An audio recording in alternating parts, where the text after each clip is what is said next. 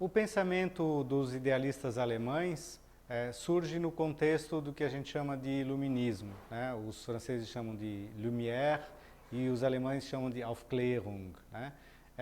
Esse contexto é um contexto em que a vida literária, a vida política e a vida social, elas se confundem bastante, né? Elas têm influências muito grandes uma sobre a outra, né?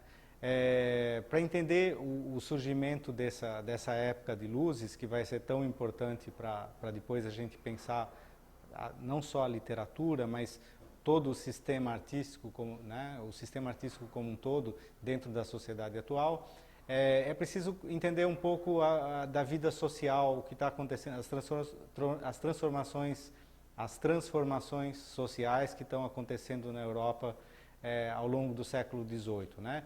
Primeiro, o surgimento dos salões e dos cafés, né?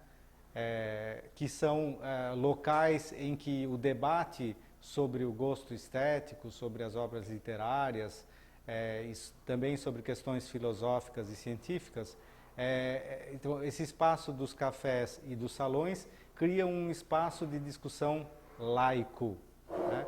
Tradicionalmente, as ciências, ao longo de né, desde o surgimento das primeiras universidades, o espaço prioritário de discussão da ciência é a universidade, que é ainda ligada à Igreja Católica, né? Então, nos salões, né, nos chamados salões libertinos na França, ao longo do século XVII e sobretudo no início do século XVIII, né, nesses salões começa a se discutir uma nova forma de literatura e uma nova forma de vida social também, né?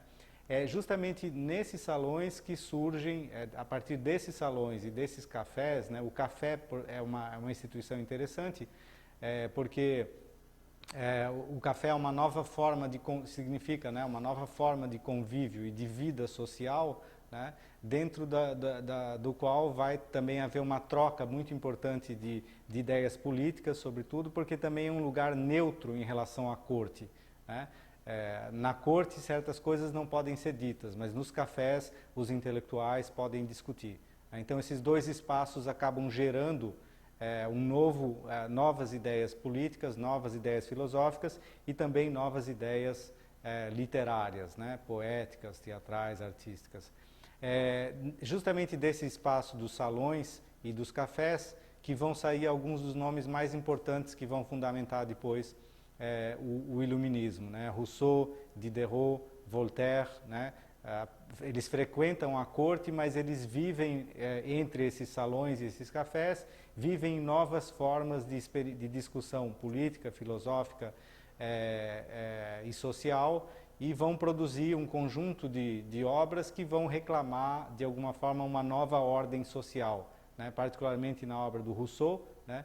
Mas também, e sobretudo na obra de um desses iluministas essenciais, que é o Montesquieu, né?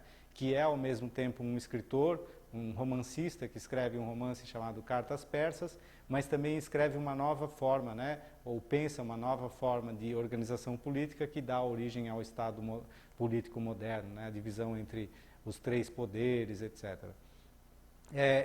Esse contexto vai fomentar o surgimento de uma nova filosofia na Alemanha, né? O Kant vai ser muito influenciado por esses pensadores, né? E é a partir desses pensadores que ele vai imaginar, então, uma nova forma de filosofia, mas uma filosofia que esteja a serviço de transformações sociais, né? As críticas kantianas, elas pressupõem, de alguma forma, uma nova ordem de coisas, essa ideia das luzes, né? Que está presente no iluminismo, significa que, entre outras coisas, a educação, a leitura, né, o conhecimento da filosofia, o conhecimento das artes, poderia promover, né, uma saída definitiva e, sobretudo, em termos de classes sociais, né, de você levar a outras classes sociais que não a nobreza, uma forma de conhecimento capaz de transformar o status quo, né, em que se vivia, que era aquela divisão de classes muito rígida, a nobreza usufruindo de todos os bens, enquanto você tinha, né, o clero no meio aliado a essa nobreza e uma massa enorme de desvalidos, pobres e miseráveis, né? Então, o sentido político do iluminismo era esse, era de levar através da educação, né? Aí entra o papel-chave de Rousseau, né? Levar através da educação um conhecimento, uma luz, né? Que tirasse das trevas, de trevas ainda medievais, essa ideia das trevas é colocada com relação à Idade Média, né? Quer dizer, existe uma grande parcela da população que vive na Idade Média ainda, né? Então, as artes, o conhecimento científico, a literatura seriam capazes de promover essa transformação através da educação, né? Aí o Emílio do Rousseau, né, é o texto fundamental para entender esse aspecto do iluminismo. Pois bem, nessa época também surge, né, na França, a ideia de um livro novo, que é a enciclopédia. A enciclopédia é um livro que funciona como uma espécie de... é idealizado como uma espécie de Bíblia laica, né? Ou seja, um livro capaz de conter o conhecimento de todas as coisas através de verbetes, né?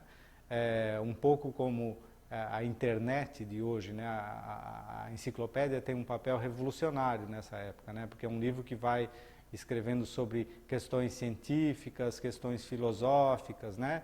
Na forma de verbetes, é um grande dicionário, na verdade, sobre tudo. Mas é justamente nessa enciclopédia que surgem novas ideias políticas e também novas ideias literárias, né? Então, tudo isso vai fomentando e vai fomentar na Alemanha o surgimento de uma crítica literária mais vigorosa, isso associado também a um mercado de livros bastante pujante, né? E vai fomentar posteriormente o surgimento de um novo pensamento sobre o literário, de um novo pensamento sobre a estética, de um novo pensamento sobre a poesia. Isso é o que a gente vai ver quando for pensar as obras, né, dos irmãos Schlegel e do Hegel, particularmente.